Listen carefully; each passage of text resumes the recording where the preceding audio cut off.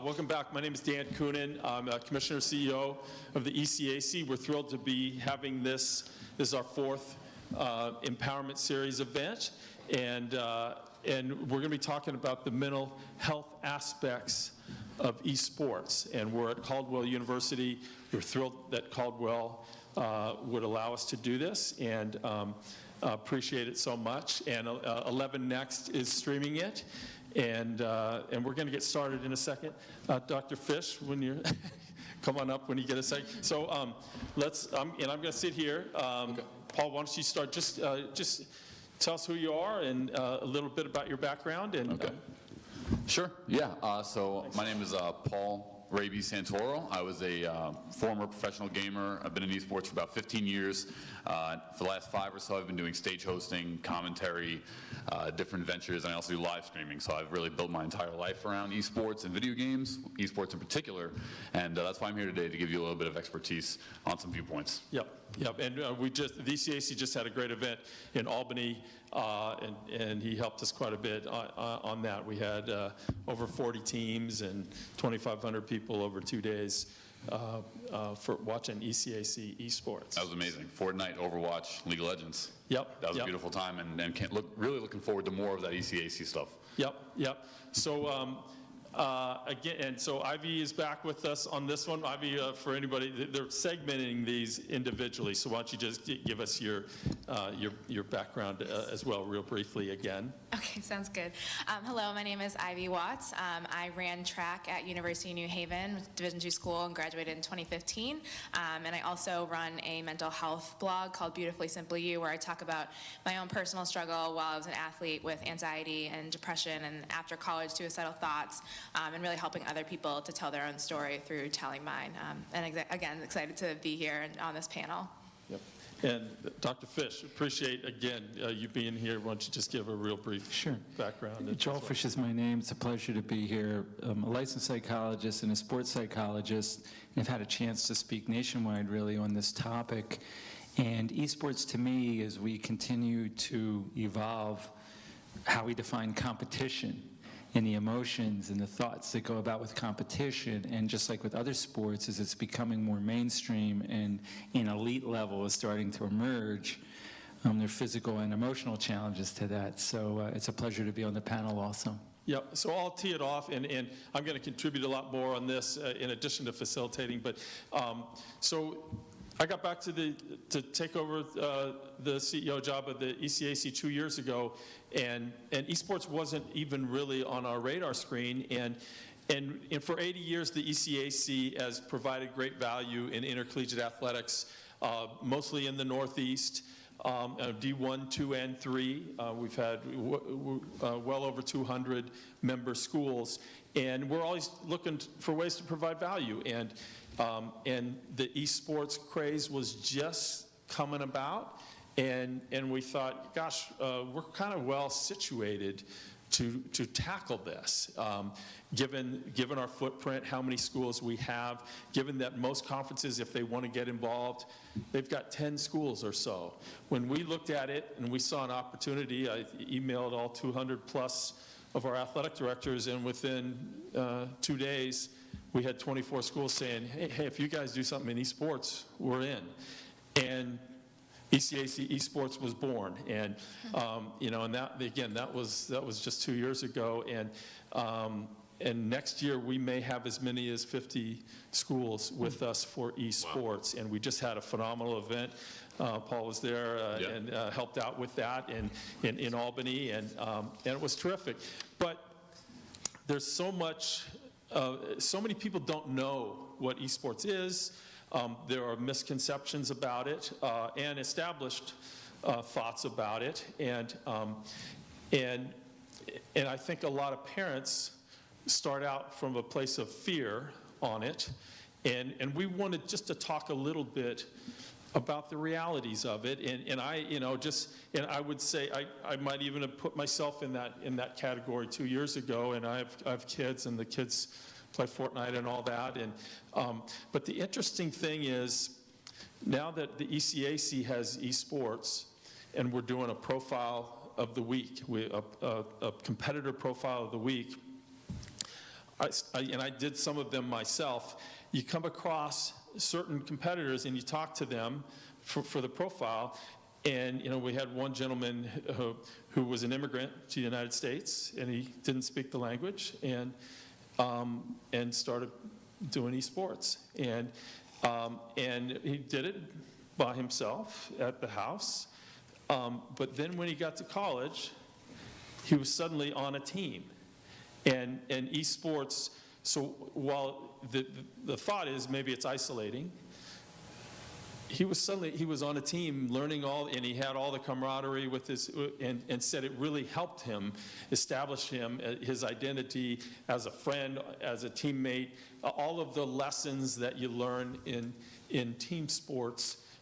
He suddenly benefited from, and talked about what an incredibly positive impact it was for him to finally get acclimated to the United States and be part of a community, and that's one aspect of it. There's the others might say, well, gosh, it can be isolating, and it can be, and if they're drinking coffee or whatever else they're taking to stay up all night, that might be anxiety producing, and there's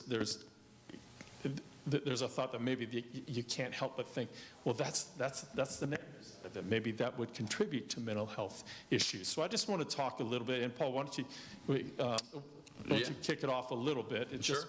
just your own viewpoint on it and experience and all that. Do they ask LeBron James if he's addicted to basketball? Right? Yeah, no, they don't. They revere him for being very skilled and very eccentric in basketball. But if someone does this for a different hobby, a different type of craft, something that might not be physically demanding like basketball is, but maybe mentally demanding, it's a negative, right? It's harmful. You're contributing all this time, all this energy into something that's not considered not good. But it's very far from it. I mean, I was that same person. My first tournament when I was 15 years old, and I loved competition. I wanted to compete. I wanted to be on basketball and lacrosse and do these things, but I didn't find that aspect of myself yet. So I noticed that I liked the camaraderie, I liked the teamwork, I liked the togetherness of sports, but I couldn't physically enable it. So I started doing competition, gaming, and I'm not gonna lie, when I was 14, 15, I was staying up all night, mishandling energy drinks, and that is definitely a real aspect. But the camaraderie aspect is something that I latched onto. I started competing just year in, and now 15 years later, I've just learned and seen that emotion that inspires you from teamwork, from camaraderie, from competition, is able to be achieved for any person. Guess what? If you're not 6'8", you're not you're not playing NBA, bro. Sorry, that's just the way it goes. However, you could be any person, any stereotype, any nationality, anyone in the world have the intelligence to compete in video games, camaraderie, and get that aspect. So that's where it's so valuable, just from that standpoint. Mm-hmm. Absolutely. So when that's being said, I just don't. I agree with the negativity. I'm not saying that someone can't binge, energy drinks, but anyone can do that. Anywhere in the world. This is no different when it comes to being disciplined. You have to be disciplined in your craft, in your hobby, in your talents, and if you're a gamer, that's what it has to come down to. Right. Did you? What was your experience with your fellow gamers, and did you see mental health issues manifest themselves among them? I honestly think at one point I was. I got the name Rabies because I was a Gears of War pro. And in Gears of War, it was extremely, people would say it's a toxic community, very trash talk driven, especially competitive wise, very angry, heated. And I pick up these habits from competing online now. These are definitely negative habits. I was very abrasive. I was very argumentative. I was very, I was down to kind of like not using that invisible gamer screen, I guess if you would, in front of me. I would use that, and it took me years to translate how to really talk to people offline. So from that standpoint, there are negatives that are associated with it, but the camaraderie aspect, the teamwork aspect, 100%. I was someone that, I didn't have an abundance of friends. I wasn't on the football team, but when the first game I was competitive in was called Dead or Alive. It was a fighting game on Xbox. That community was, no matter what time of the day I signed on, there was 50 people waiting to play, waiting to talk, waiting to hang out, waiting to, I was a competitive player, so I was even revered a little bit more. So I went from really having no social to having this online social community where I was embraced. So that, from that point to what you were saying, Mr. Coonan, absolutely, there's benefits there. And when you talk about your profile online and the things that you maybe aren't proud of now that you're doing, is that just contributing to the stream of chatter online as you're playing? Can you just explain that a little bit? And, That's exactly what it is. Yeah. You know, people are you're engaging with it. Imagine walking out of this room, you turn on a box, and all of a sudden you're able to engage with the planet at your will. So there's going to be times where, as we're learning how to grow up as people, that's a lot of responsibility. You're being recorded now. There's Twitch streams. There's everything's live. Back then there was none of that, so there wasn't the same responsibility to be a presentable Deuster McAllister type person like there is now. So with that being said, yeah, I lived it. I did it. I did it all. I've seen the goods. I've seen the bads. There definitely has to be, what's the word I'm looking for here? You have to monitor this stuff if you're a parent, no question. My mom did. She would always be like, Paul, who are you talking to up there? Like, who you don't talk to people like that, because I would be just going off on somebody like, I'm way better than you, screw, you know, going off. And, you know, you do have to take that level of a parent, as a parent, to really monitor it. But once those disciplines are in, it's actually an amazing experience. Dr. Fish, renowned sports psychologist that you are, yeah, you've had your position of esteem well before this esports craze, and now that it has come and you've had a chance to observe it and connect with some of those that are competing, what are your thoughts about it, and the implications for mental health that you can see, and how we might, those of us that are administering it, how we might be able to best serve it in light of that? Well, it was really interesting to hear Paul talk, because like esports, but it could be football, basketball, I'm always trying to understand what needs are being met by the activity. Is it a healthy expression of a need? I want to learn how to deal with adversity. I want to learn skills to be part of a community. I want to learn healthy outlets for my competition. I want to develop that part of my personality. Those are healthy needs that any sport or activity or hobby can meet. Or is what we'd call in psychology unhealthy. You know, I'm using it to avoid people. I'm an angry person, and here I can have power. I can have authority. So I'm listening to always, why is someone choosing the activity that they're doing? And so I could have the same discussion about esports as about football. There's some people that go into it for the right reason, and there's some that may go in for the wrong reason.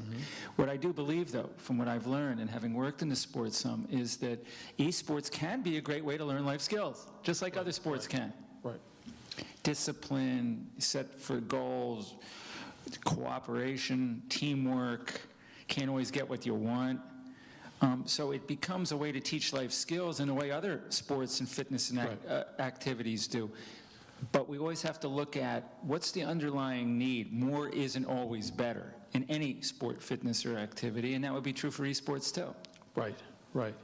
We got to interact with a lot of the students, competitors in Albany, and you know, I being somewhat new to esports now, it was interesting. It was, in many ways, not unlike any other tournament I ever, you know, whether it was as an athletic director or worked at a conference, not unlike meeting students student athletes at those. And maybe with an additional element of appreciation, and I'm not saying that student athletes aren't appreciative, but the esports folks, this group did not go to college thinking they were going to be a competitive esports gamer, because it just cropped up within their 4 years. And so for them to walk into that Albany facility, the Capitol Center that we had, with 3 stages, the lighting was unbelievable.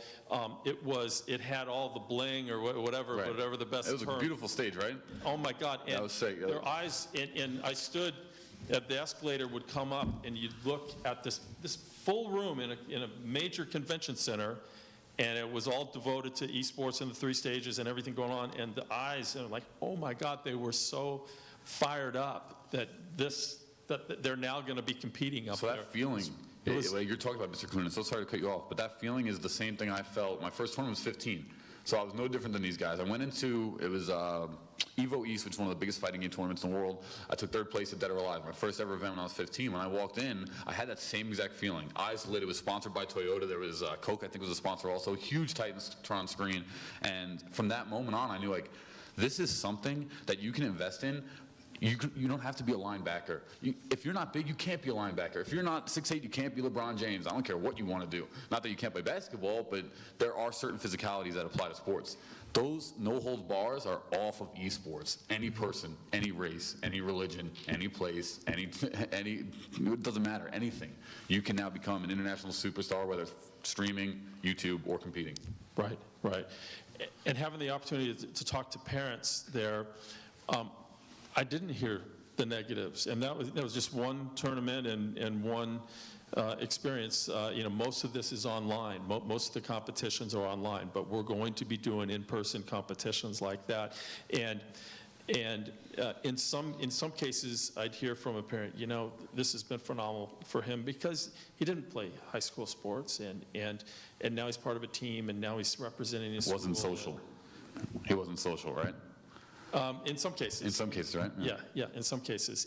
But there were others. I mean, there were others that were very competitive athletes and have taken to esports, and it's given them something that they couldn't get from playing baseball or soccer or you name it. But so it's interesting, and it's hard to stereotype, and we want to be careful not to. But we're trying to get our arms around this and to see how we could administer it properly. For us running a league, which we are, we haven't attached a lot of rules. The NCAA rule book is 500 pages long. We don't want something like that for ECAC Esports. We wanted the barrier to entry to be as little as possible. But it strikes me that we might want to, as we go forward here, attach some things like hour restrictions. Take some of the things from the NCAA that make some sense for mental health purposes. And what else, Ivy and Doctor, would you suggest about those types of things? We want to do this in a way that doesn't feed into some of the negative stereotypes, perhaps. Well, I think every sport involves some kind of risk. And if you go back, again, I'll use football as an example. As someone who's interested in the history and sociology of sport, there was an understanding that the physical nature of it had risk.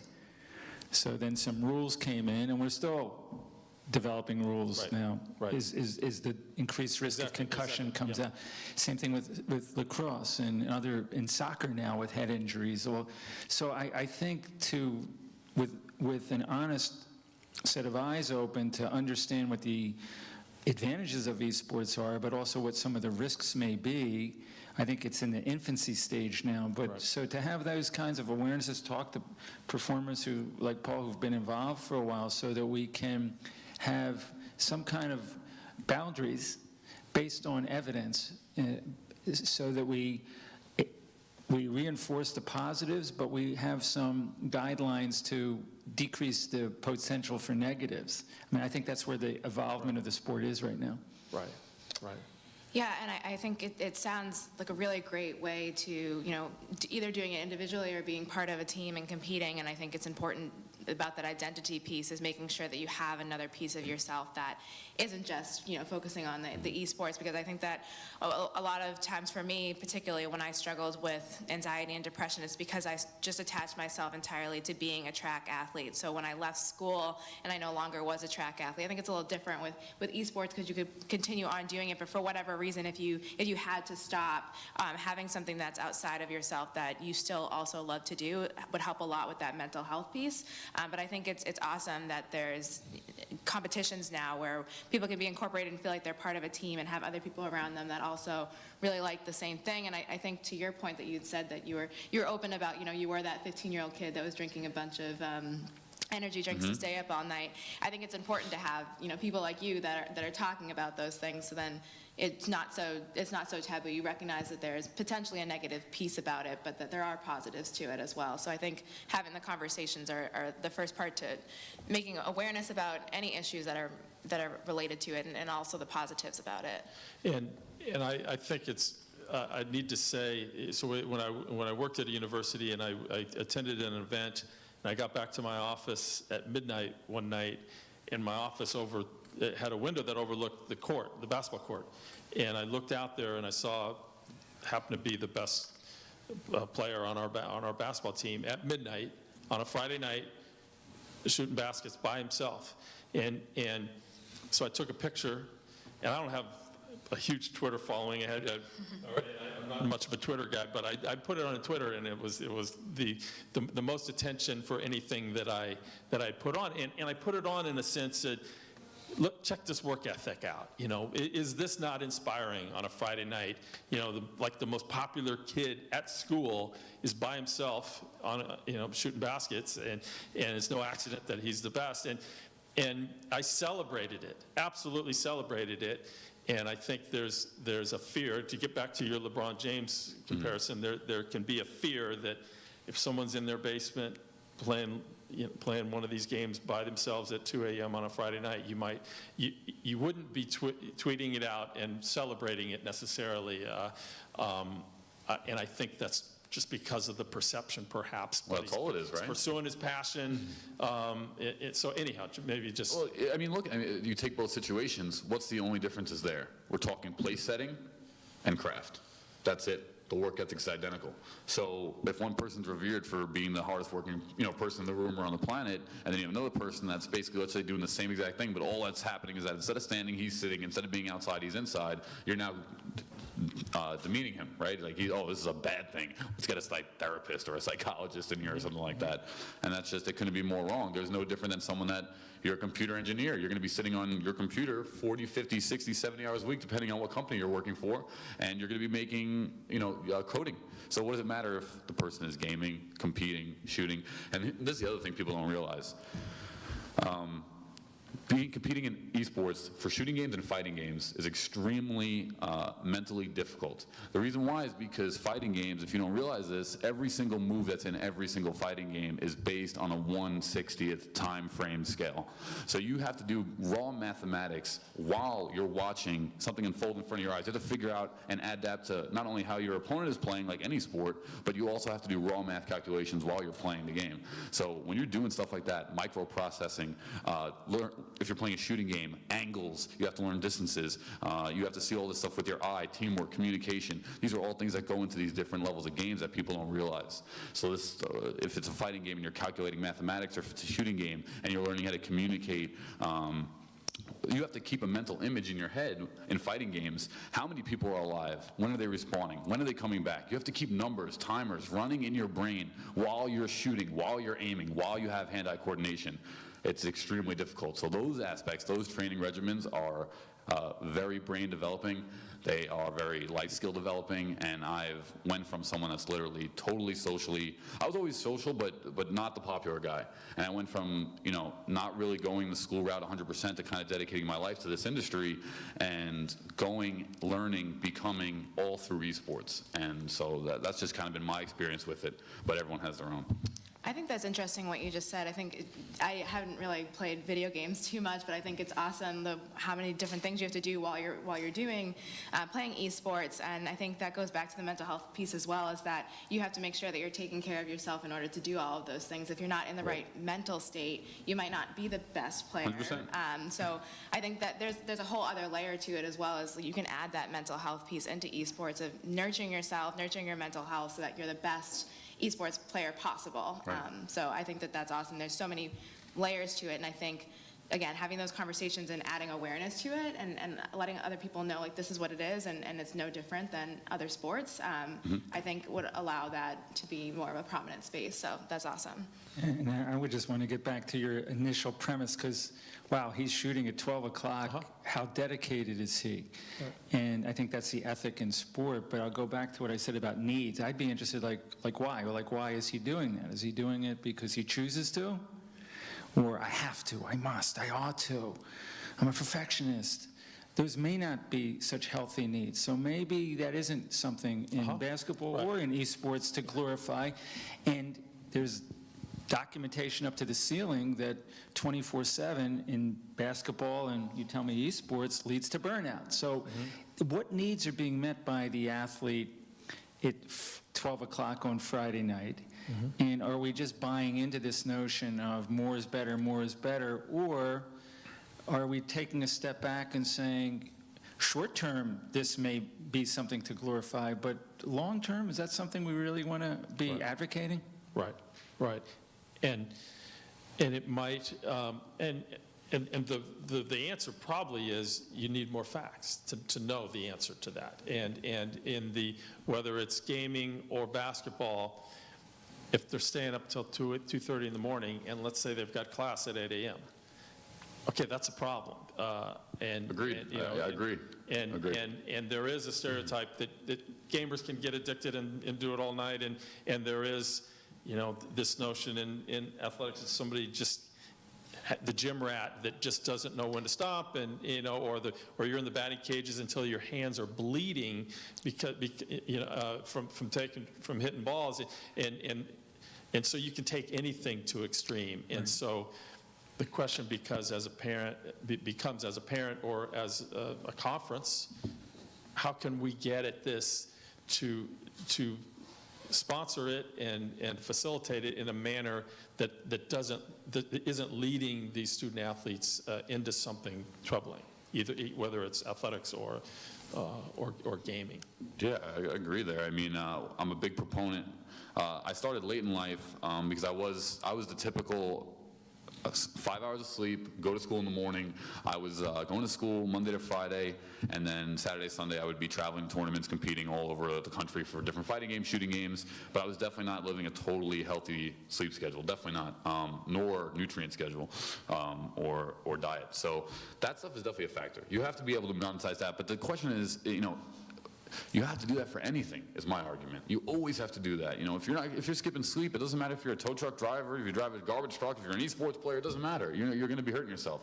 So you have to be able to manage the diet, the health aspect of it, 100%. And that's something I think will develop more as esports becomes more prominent, because I think you have to have that stuff. And to speak what you were saying about the school, how can they contribute? I think it's really guiding people to not only either a therapist, but also nutrition, and look, you got to get your sleep. If you're not getting your sleep, it doesn't matter what person you are on the planet, you're going to be hurting. But the definition of addiction, and again, this could be towards any sport, fitness activity. I was just dealing the other day with someone, she had ripped up her knee. She was told to stay, had a cast from her thigh to her ankle, stay off your leg. But she had to hobble to exercise every day because it was controlling her rather than her controlling it. So the definition of addiction is it's starting to significantly impact on another part of your life that's really important. Grades drop, sleep, eating, you start missing appointments, interferes with your relationships with other people significantly. That's by definition what addiction is. So, but that's the same formula we could apply to esports as we could to other types of sport, fitness, exercise, hobbies. But that we understand that it can happen in esports, I think, and you're asking important questions about how do you build some safeguard against that. That seems to be where the sport is evolving right now. I was 100% addicted. 100%. You were addicted. I'm still addicted. Like not to, but don't get it wrong now. The addiction now is that I've learned business side of things, so now I'm addicted to making this my career. That's what I'm addicted to now. But I was 100% an addicted player, like no question. When I was training for the Championship Gaming Series, which was the first big esports show that was on DirecTV when I was like 18 or 19. I moved out of my house. I graduated high school. I was 17. I moved out of my house. I went down to Virginia to train with like one of the #1 fighting game players, a guy named Tom Brady is his gamer tag in Mortal Kombat. But he trained me in this game, and I was no question addicted. I left my house. I was literally playing 17, 18 hours a day. I got on the show, but yeah, I was living that extreme lifestyle. If I didn't do that, I probably wouldn't have been on the show. So then it comes down to, and I was addicted for years after that, just to, like you were kind of saying, I really didn't care if I hung out with people a ton of the time. I would play 10, 12, 14 hours a day. I knew that's what it took. I knew that's what it needed. You have to do that. You have to do that to a certain degree if you want to be great at anything, at least in my opinion. Like even Ninja, when he was on that big streaming tirade where he had 250,000 subs, he's streaming 14, 15, 16 hours a day. And if he wasn't doing that, he probably wouldn't be made the crazy money that he did. So there is definitely addiction. It comes down to the person being able to manage discipline and really control themselves. Now I could do that and focus on it as my career, but there was a time where I couldn't, and I was just kind of flying off the handle and definitely making wrong decisions at some points when I look back at it. Yeah. Right. So he's not wrong. So. Can you distinguish between being committed and being... That's 100% what it is. Right, that's 100% what it is. Larry Bird, you name, I don't know, maybe right. Jerry Rice is probably the best football example of somebody just the hardest worker out there. Is that addicted or is that committed? Or, but were you were seeing negative manifestations in your life? That made you negative manifestations in your life. I mean, you had a goal, and it sounds like you were accomplishing the goal. But anyhow, I'm just... No, yeah, I mean, people, I don't know. It was a little bit of determination because people were saying, when I was 14, it was 2004? I was competing in 9-man barbershop tournaments, like on the weekends, I mean, in barbershop basements, and there was just no scene, no sponsor, very little. So now I've been there for 15 years, and I've seen literally the entire evolution. And when I think about it, it's not that I was doing negative manifestations, but was I skipping school? Did I prioritize college? I didn't. I personally didn't, because I felt like there was no game in college. I knew I wanted to do this from the minute I started doing it. I knew that this was the end game for me. At least the environment, the entertainment industry part of it, I wanted to be in. So I took that, and by the horns, I went to every tournament, everywhere I could, and now I'm doing things like working with the NBA and commentating ECAC Esports and doing everything on the other side of it.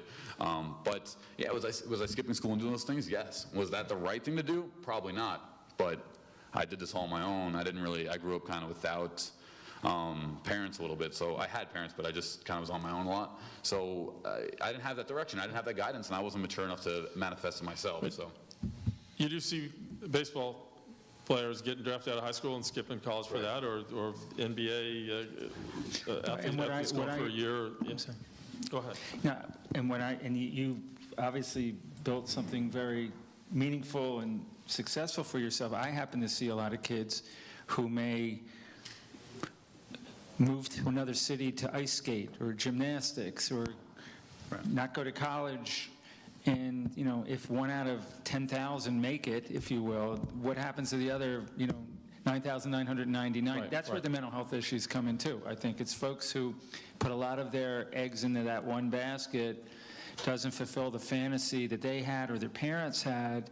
Now you get into the identity issues like Ivy's talked about. That's a concern of mine. Right. Not just with esports, just sports in our culture. Right. Well, and just to finish, and what Tavi said as well also, and maybe she'll know more about this, but the biggest thing I would change in my career so far would definitely have been prioritizing school the entire time, because there's no question about it. Anyone that thinks that you're going to go into this industry and make it like that, you are wrong. I mean, I've had insane amount of failures. I know people that are stars one year and they are absolutely gone the next, and that happens all the time in anything, right? So you have to prioritize school even more so, and you have to have that mental determination to get school done and esports. If you're going to go that route, you have to, because there is no guarantee, and that's something I definitely agree with, and maybe Ivy would know because she did the whole school, the whole school grind thing. Yeah, no, definitely. As a track athlete, whenever we had meets, especially if we were traveling, there was probably going to be a class or a test that you missed. But I think it's important to have that focus on education, because especially being a track athlete at Division II school, you don't necessarily know what you're going to do after, if you're going to be a pro, if you're going to go into the working world. So it's important to focus on that education so that you can be equipped for whatever you do next. So yeah, I think that it's important to have that focus. But I think it definitely goes, you were focusing on what you wanted to do, and I think going to school helped you to have that business background so that you could get into this now, so you can do more of the business side of esports, but you definitely have to have that backing and focus on that. And I think that goes back to the identity thing, is you're more than just an esports player. You're more than just an athlete. You are a student athlete. You are a student. You're a person. There's other things about you as well. So there has to be a whole-rounded, holistic approach to that. See, people forget that. I remember being a kid, and I remember thinking to myself, countless times, oh, you're rabies. You know what I mean? When I was younger, and rabies was super aggressive, super confrontational, super talk trash, super I believed in the mental aspect of winning just as much as just beating you in the game. So I believe that if I could take you out of it mentally before we even get to to the chat, ready, start, fight, that I'm probably going to beat you anyway. So I think gamers get caught up in that because when they turn on the screen, it's not your face that's on there, it's your name. It's this gamer tag, right? It's not even you. It's not even your name. So people abuse that to a very high level because yeah, it's not you. It's no different than an Instagram tag or whatever, a handle. You can be whoever you want. So people will definitely abuse that, and that's something that has to be regulated. Not regulated, but at least at the collegiate level has to be regulated, definitely. So, go ahead. No, I was going to ask, do you think that takes away from someone's identity if you have like a different name and it's almost like disassociated if you see a different name up on the screen? If you do badly, is it almost like a disassociation piece? I don't know. I mean, people don't call me Paul when I go to events. They call me Rabies. That's how they know me. They'll scream Rabies. I didn't know how to introduce you today. I have to say that. Exactly. I mean, it's Paul's fine, but that's my gamer name is Rabies because I was always a very intense trash talk person, and someone one day was like, "Dude, you're off the top, like you have rabies or something." And I was just like, "Oh, I like it, let's go with it." But you have to be able to manage that, and the alias is unfortunately a big part of esports. I don't think that's going away anytime soon. And if one day it does, that'd be interesting to see like real ID type stuff in esports, because I think people would actually probably behave themselves a lot more if their real ID was part of that instead of just a gamer tag. Yeah. Right, yeah, so those that play esports intercollegiately now, yeah, they have an alias. Right. What rules should we put around it? I mean, we have, in general, allowed our schools to decide, like the NCAA, for example, some of the things I just talked about, the NBA, somebody going to the NBA in a year, somebody going to the MLB in a year. The NCAA saw that there were those problems and years and years and decades ago, and created minimum standards, eligibility standards, and they didn't necessarily trust the schools to make those decisions, and so there's whether it's initial eligibility or whether it's continuing eligibility. It's not enough just to be a full-time student. You've got to have continuing eligibility, satisfactory progress toward a degree, a minimum GPA, things like that. What sorts of things should we be thinking of as a conference, and what should intercollegiate esports be thinking of to guard against the type of mental health issues that we've talked about, but also guard against some of the other potential problems if someone's addicted and it prevents them from getting a degree, perhaps, prevents them from getting the value of an education at the school, socially as well as academically. What types of things do you think would be good for us to contemplate? Yeah, well, do you want to start, Doctor, or yeah, I don't know. I'm thinking that, well, here's the only issue right now.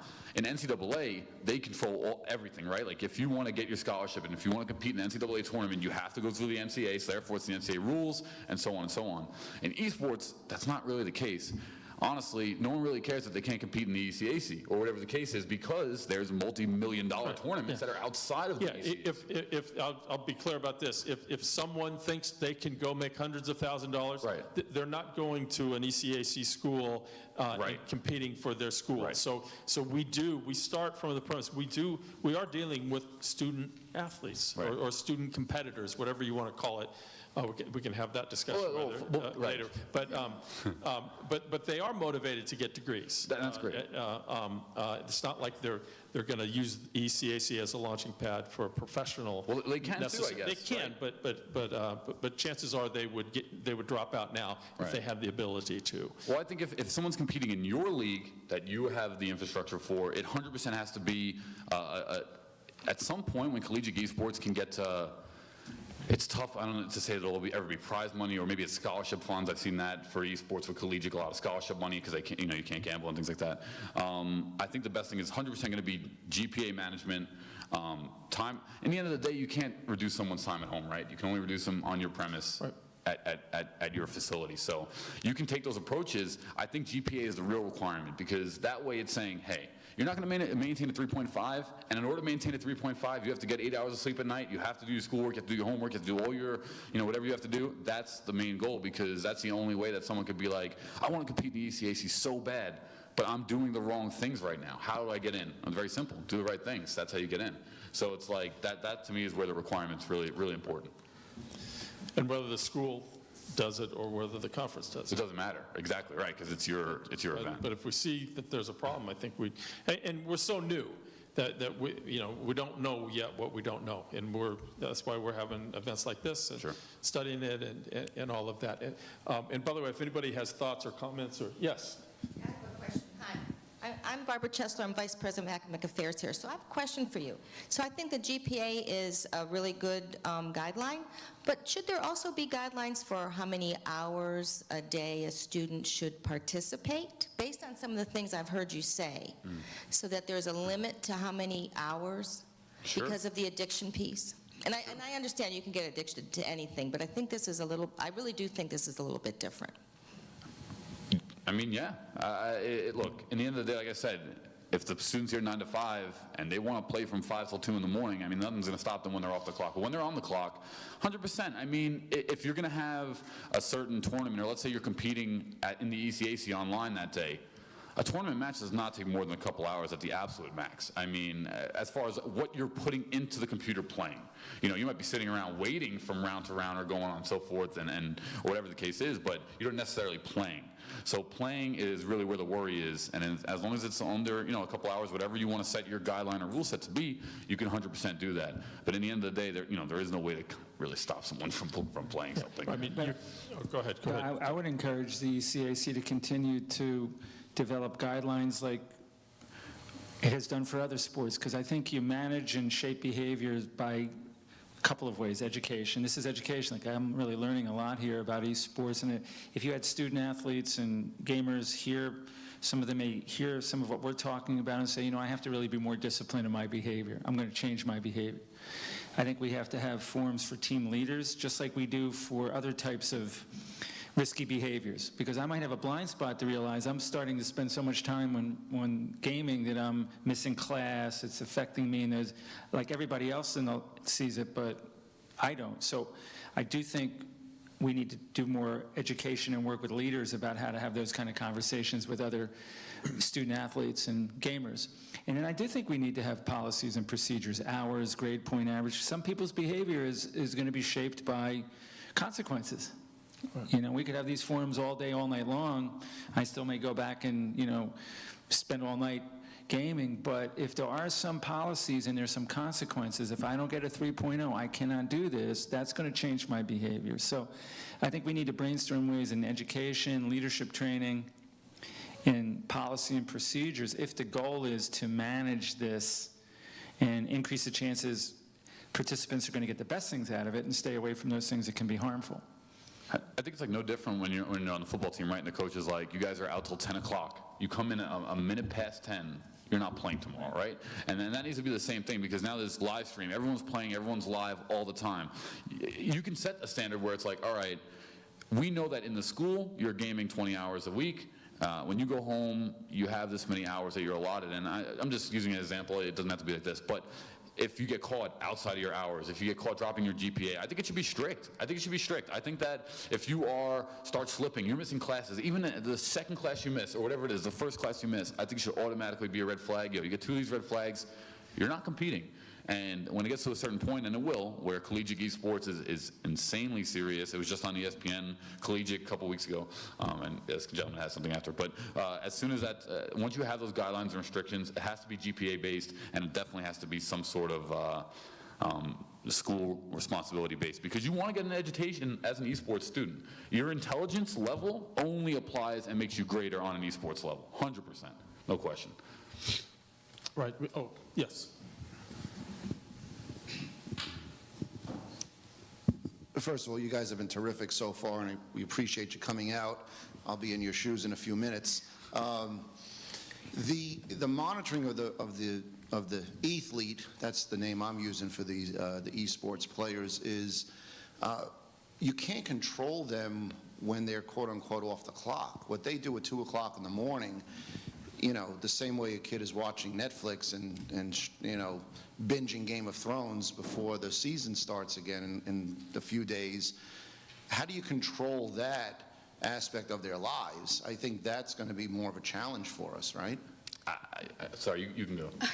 I think that goes back to setting a GPA standard, because like you said, there could be a student that's binge watching Netflix or up late talking on the phone or texting or whatever it might be, but if the student knows that they have to meet a certain GPA, then they're gonna have to find the time. So if one night they choose to stay up till 2 a.m., the next night maybe they're gonna have to stay up till 2 a.m. studying, but that's their decision. If they want to be successful in both, then they're going to have to make some sacrifices. So I think that's why it's so strict in athletics, and it should be the same in esports, that we have this certain GPA, whatever the GPA is, it's decided on, and you have to figure out your time when you're outside of school that you're going to make that work, however best that is for you. And I guess the follow-up is, would this be school by school, or is this something the ECAC is going to set their own guidelines, and each school should, comply with those guidelines? How are we going to create some type of standard? We know the NCAA creates the standard, and all the schools follow that. Is that something school to school? So the question is, just for the feed here, the question is are these things that we're talking about, these potential regulations we're talking about, should it be imposed by the schools, or should it be imposed by the conference or the ECAC? It's interesting. We've gone from 2 years ago not having esports to being a leader in esports, which is great. And it's something we absolutely assume, and that's one of the reasons we're having this discussion and talking about this.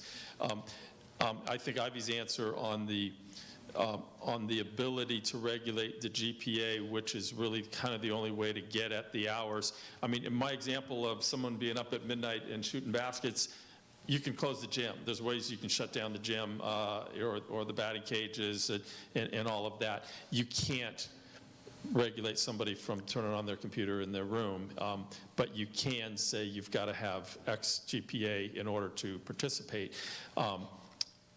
I know that schools will differ on what that GPA, you mentioned 3.5. Well, that would take, it's two, whatever. Most of intercollegiate athletics, and that's not a knock on athletes. Right. I think your average GPA generally is probably about a 3.0 in school, generally. Well, it can be whatever you want.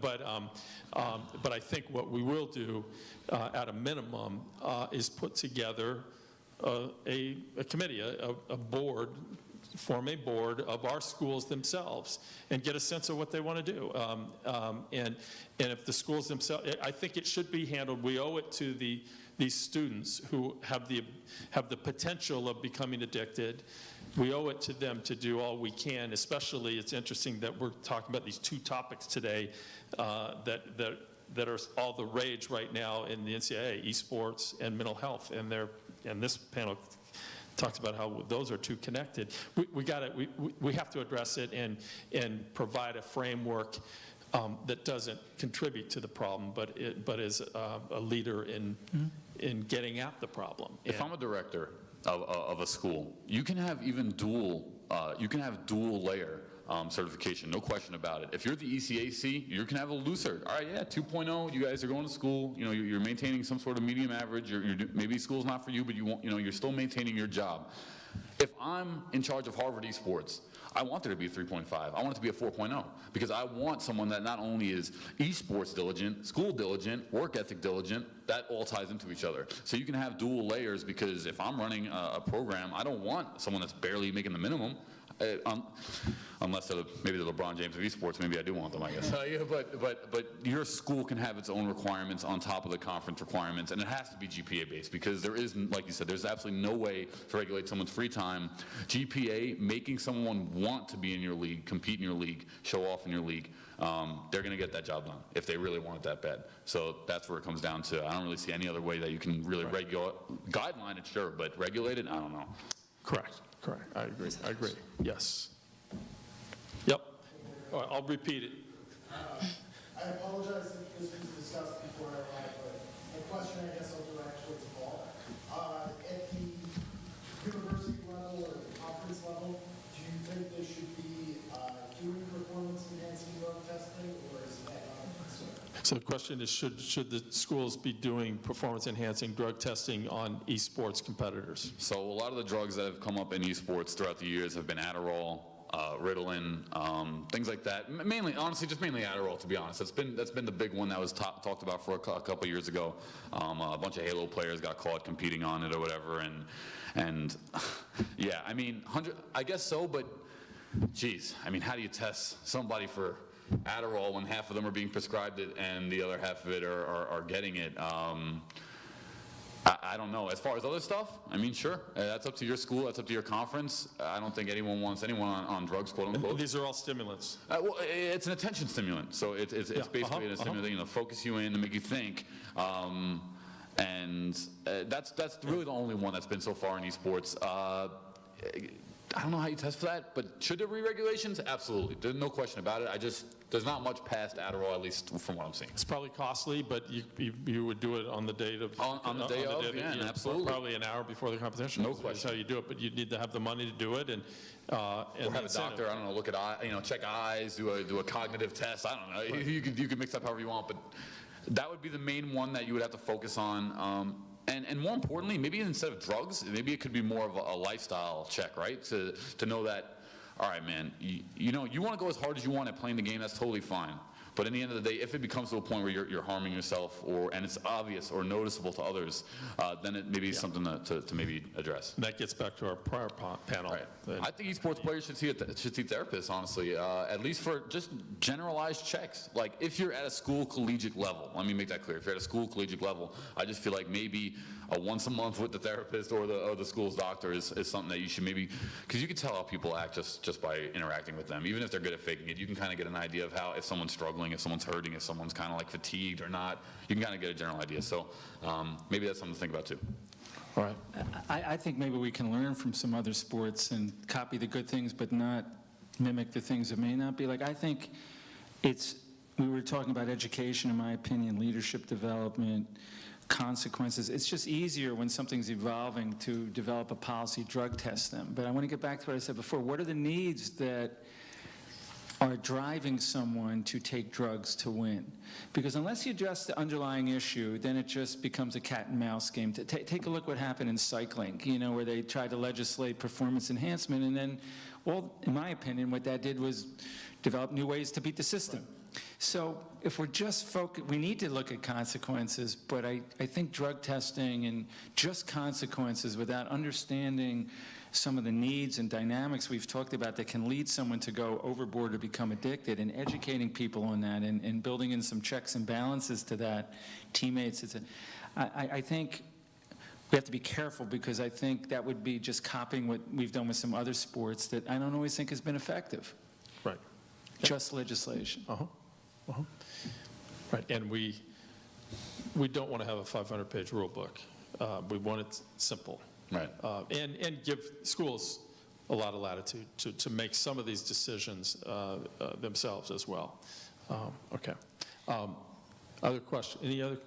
Go ahead, Ivy. Yeah, no, I was going to say that I think we are thinking so much about how we can educate athletes around mental health and how we can be best supportive to them. So I think also what your point is that everybody should see a therapist, whether that's a once a month check-in or every week or whatever it might be. Like having that built in as well. When you get to school, this is something that we openly talk about. We're going to talk about the concerns about esports, but we're also going to talk about the resources that are available to you so that you can get through when you feel like you might be struggling, either that's because you're fatigued or you have anxiety or depression. So just having those open conversations, I think, should also be a part of esports when they start college or whenever they decide to join the team.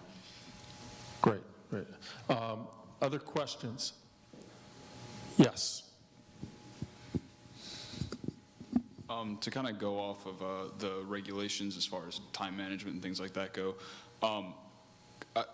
I kind of see the solution to that as being a coach, or whether it be a staff or faculty advisor. I can't control what my distance athletes do when they go home. If I tell them to run 5 miles and they go home and they run 8 miles, if they don't tell me, I don't know. So in your opinion, does it fall on the coach then to kind of make them monitor their time a little bit better then? I think so. I think if I'm a coach, and that's something I want to get into, especially for the esports that are current at some point, you have to have that. It's no different than, you're right, like the football player can sneak out, the basketball player can sneak out after you're supposed to be in, no question. But if the coach finds out, guess what, you're not playing for the next week. So it comes down to, at some point when collegiate esports grows so big, that these people have so much on the line, that they know these sacrifices, they know the requirements, and they know how it has to go down. I think it'll be no different than what we're seeing here with traditional sports now, to be honest. That's just my opinion, though. Great. See, I get concerned about putting coaches in a position where they have to be the policeman or the policewoman, and I think that's an issue that's not fair to coaches. And nobody wants to feel like they can't go to sleep at night because they're just one phone call away as a coach because somebody might do something. And that's true with all the risky behaviors. I absolutely think there's a place for coaches to prioritize and have some regulations, but we're really talking about, when it comes to mental health issues, educating students, student athletes, people about what's a healthy, balanced lifestyle. And we need sleep, and we need to eat. And what you were saying, Paul, I think in my work, it creates better performers too. Right. But the work really needs to continue to educate people on what a healthy lifestyle is and where the lines are, where it's throwing you out of balance, including the coach. But the coach is just a piece of what I think needs to be done so that people can look in the mirror and make better decisions. And as a teammate, if one of my teammates has a blind spot, I can recognize that. We have a culture where it's important for me to tell you that, and I've learned how to have those kind of difficult conversations. Right. Yep. Awesome. All right. Well, first of all, we're going to leave this group now, and we're going to talk about some other esports things starting in about 5 or 10 minutes. But I think we're saying goodbye to Dr. Fish and to Ivy. Phenomenal. Thank you so much for contributing everything you did today.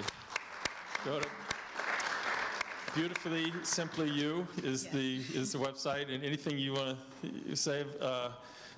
I'd be happy if you would get people my contact info. If there's any questions that came up here that we didn't get a chance to address, it's my interest and responsibility to address them, so please feel free to reach out. Well, you guys were everything I hoped for when we had you come. So thank you so much, and Paul will be back for later panels. Sure. Thank you. We'll be back in about 5 or 10 minutes.